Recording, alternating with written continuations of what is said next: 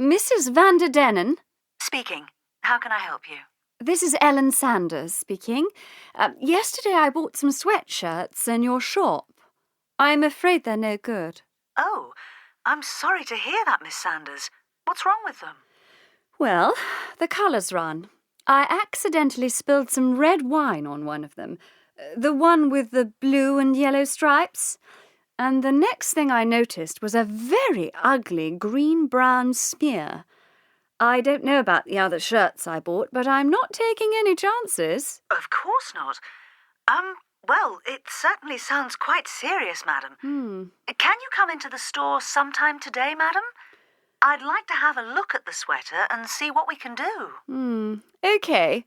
I'll come in the afternoon and bring all the sweatshirts. Fine. By the way, madam, it might be a good idea to keep the yellow and blue ones separate from the others. Yes, I was going to do that. Well, thank you. Goodbye. Goodbye, Miss Sanders.